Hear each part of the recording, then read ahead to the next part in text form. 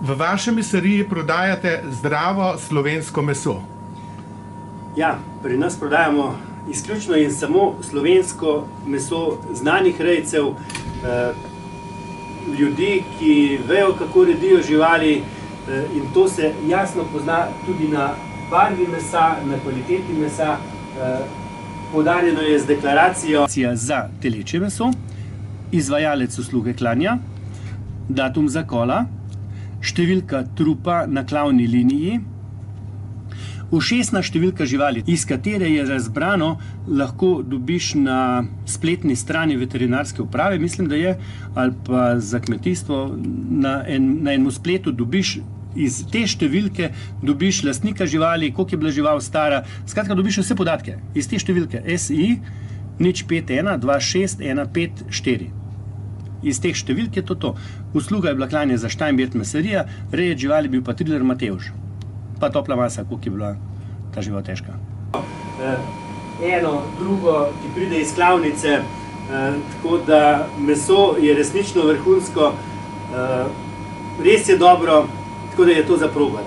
Zraven tega prodajamo tudi izdelke iz tega mesa, prodajamo izdelke iz prašiča krškopolca, slovenska Prešič krškopolci, slovenska avtohtona pasma, tega ljudje veliko ne vejo, je pa vrhunsko, res dobro meso. Zraven tega so izdelki iz tega mesa, so pa mogoče še boljši.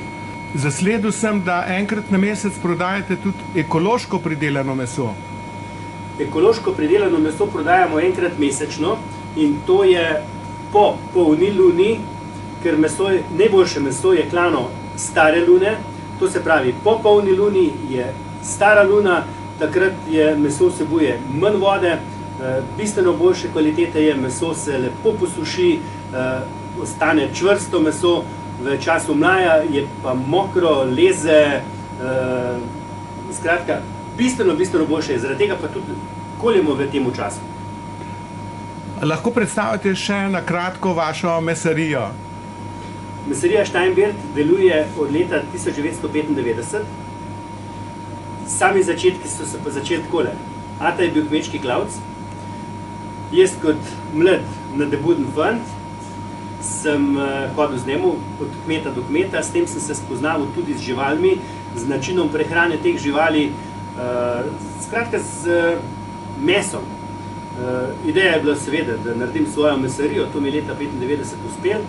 Začeli smo v manjšem obsegu, na 100 kvadratnih metrih, zdaj se pa zadeva razvila, da imamo 250 kvadratnih metrov mesarskih površin.